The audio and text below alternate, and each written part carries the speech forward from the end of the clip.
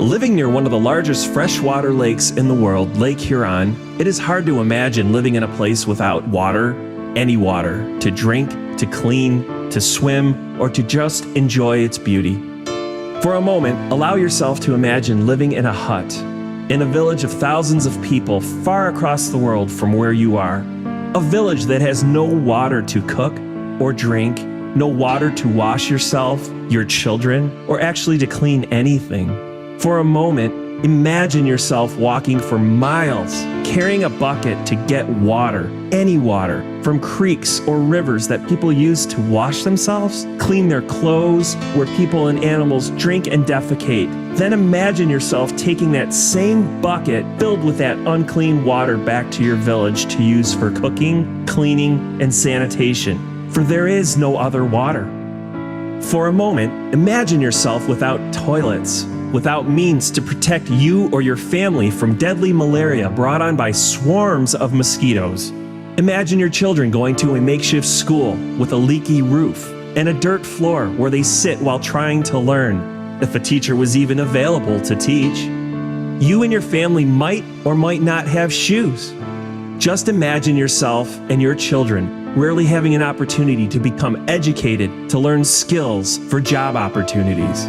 Imagine having no doctors or medical facilities nearby for emergencies, sickness, or birthing. Now imagine, along this beautiful stretch of Lake Huron, a small group of people in the mid-sized town of Port Huron, Michigan, who formed a strong partnership with Reverend Simeon Iber when he moved to Port Huron and mentioned his dream to help villagers in his native country of Nigeria. It was then when hope came to the people in remote villages in Nigeria, people who never had a speck of fresh water in their villages, ever, until now. It warms my heart to be part of this partnership across the world. Two small but highly effective, non-political, non-religious, non-profit organizations exist 5,900 miles apart from one another. The Reverend Simeon's Community Service Fund in Port Huron, Michigan, and the Center for Development and Social Justice in Makurdi, Benue State, Nigeria. Both organizations have the same founder, Reverend Simeon Iber. Reverend Simeon, what prompted you to create these organizations, and do they have the same mission? Thank you, Karen. I want to thank God Almighty for making this dream come true. I thank God for coming to the United States, because I remember the first time I went to my dad's home. I was born in northern Nigeria, in Kaduna, and when I went to my dad's village, probably about the age of 13, I was surprised at the stark contrast between what I saw where I was born and where my dad was born, where there was really nothing in the village. And I said to myself, maybe someday the Lord will provide an opportunity for me to do something in this village. And so several years later, I became a priest and came to the United States to go to school, ended up in Port Huron, Michigan. And in 2003, I had this wonderful opportunity to go to Washington, D.C., through the Center for Public Justice. They had an intensive program there for 5 weeks, sponsored by the Pew Charitable Foundation. And I started thinking about establishing a center. And then with the support I received from the Newman Center in Port Huron, Michigan, from that whole community, this whole thing came together. And I'm just delighted that we've been able to set up this center in Nigeria, and also the Reverend Simeon's Community Service Fund. When did you first come to the United States, and why Port Huron? I first came to the United States in 1996. I came on a short visit. I was in New York City, and I stayed with one Monsignor O'Brien. And he was very nice and kind to me, and he invited me to come back again. So I came back in 97, stayed in the parish, in Queens. One day I was reading the National Catholic Reporter, and the National Catholic Reporter had an ad there about a campus minister at the Newman Center in Port Huron. So I applied for the position, and I met Father Rene of blessed memory and Sister Margaret Dowd, and they both invited me to Port Huron, and everything that has happened now is history. That's how I came to Port Huron in the summer of 2001, and I joined the Newman Center community and met wonderful and gracious people that have become friends for life. We have just engaged in a mission that has given us, for me, a great sense of purpose. I know that being a priest gives me a sense of purpose, but being able to touch people's life in the way in which I never imagined this could be possible has just been amazing. Did the two nonprofits, the Reverend Simeon's Community Service Fund in Port Huron and the Center for Development in Social Justice in Makurdi, Benue State, Nigeria, evolve around the same time? More or less about the same time, because since 2003, when I attended this seminar in Washington, D.C., it seemed like a light bulb came to me, and I kept thinking about what to do. So in 2005, the Center for Social Justice in Nigeria started. And then a few years after that, I believe it was 2008, that was when at one of the masses, the Catholic masses at the Newman Center, I had mentioned my intention of what I wanted to do about the vulnerable people in Nigeria. And I think, Karen, you were the one I spoke to about this, and you said, well, you had some wonderful fundraising ideas from your previous background, and you were willing to share this. So they evolve about the same time, and I think it's just amazing. Tell us about the center, its staff, the volunteers, and its mission. The Center for Development and Social Justice in Makurdi is a non-profit organization, non-religious, non-political. It's meant to help vulnerable Nigerian youth and women who don't have a skill, don't have a trade, and who, if not helped, will not be able to do something to help themselves and their own community. So we come in to assist them from the bottom up so that they can assist themselves. We do a lot of things in terms of funding for education for orphans, helping with water wells. We have dug several water wells in different communities where people have no drinking water, and this has made a difference in their own life. Thousands are being helped. We've helped kids who, there's a community school that we helped. We have 4 classrooms were kind of built up almost from the bottom up. No desks for 2 students to sit down.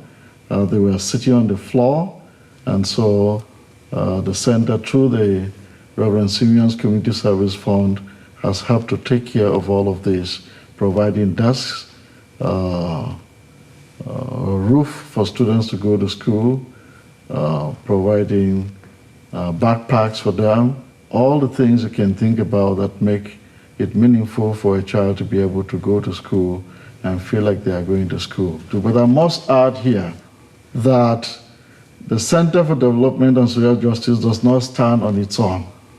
Without the parent organization here in Port Huron, Michigan, it will not be possible for what has been accomplished in Nigeria. They are building bridges across the world where they have no idea who these people are.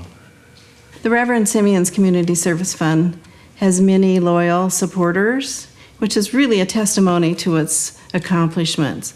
What is the fund's focus? The fund's focus is education of women and vulnerable children in Nigeria, and also improving potable water, sanitation, hygiene, and health, and also to combat malaria in Nigeria. Let me just give a little breakdown of how we have done this.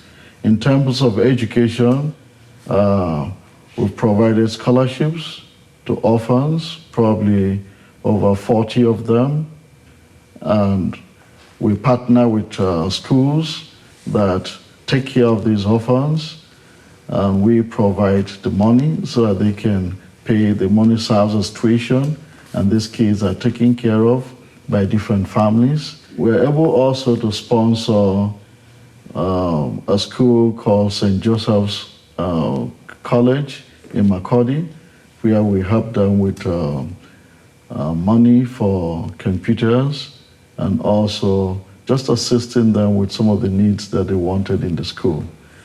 We've also helped one girl who was studying law with basic tuition assistance. In the area of malaria, we'll be able to combat it by providing mostly mosquito nets to pregnant women.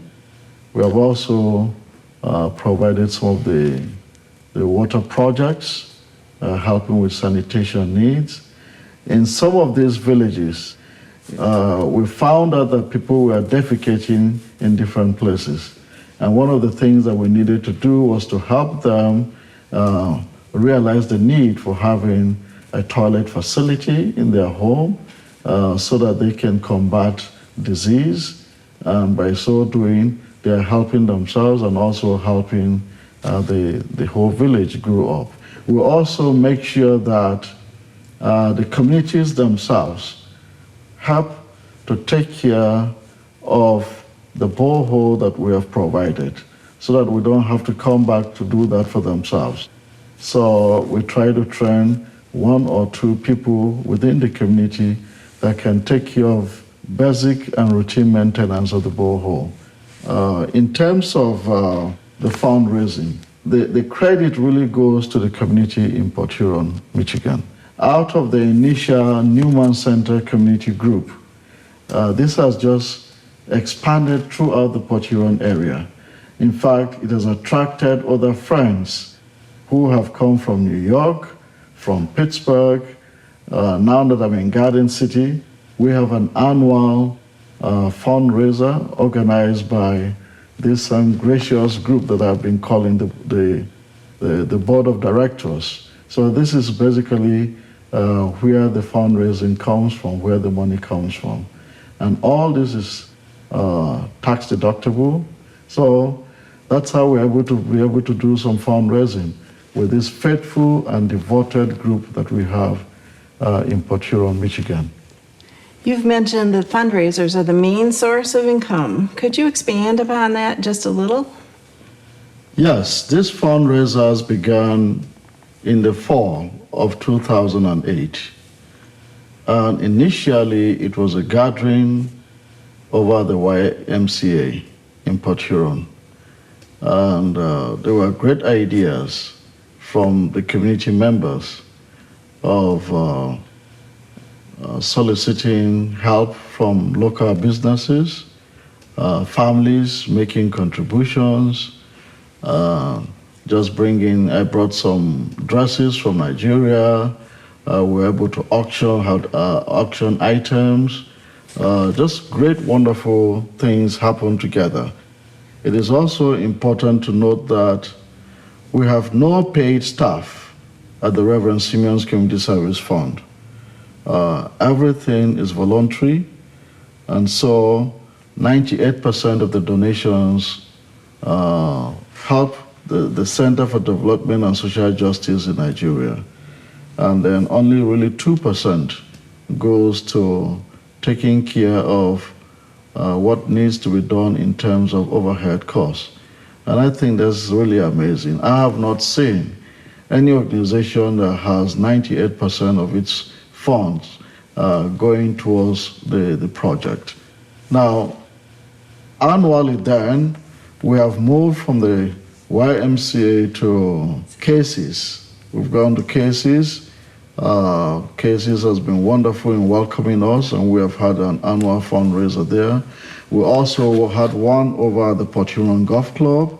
I remember that year particularly because I'd gone to Nigeria and I came back and also was able to do a little fundraiser of the book that I had written that was published in 2010. So the golf club fundraising was wonderful, but since then we have gone back to Casey's again. And it's the core group of supporters beginning from the Newman Center and expanding into the Port Huron area that have really been the generous support and fellowship that we have had.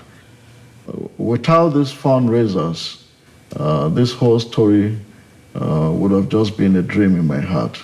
And so it means a lot. How has being a priest giving you an opportunity to oversee the center from here in the United States? First of all, when I went into the priesthood, I had no idea I'd be doing what I'm doing today. But it has been a big leverage in terms of the communities where I have served. I have been able to make a lot of friends. And those friendships have become the gold mine that has led to what we have been able to accomplish together. But I think that being a priest has helped me in terms of being able to be afraid of God, to know that it's important to have God at the center of what we're doing, and that when you meet people genuinely, you get connected with them, and you see that there is so much that we share together as a people, whether I'm from Nigeria or in the United States or from Port Huron or anywhere else, that you are dealing with a common humanity. For me, that has been very, very significant. And I think that given my training as a priest and the values that I believe in, values which I have seen as core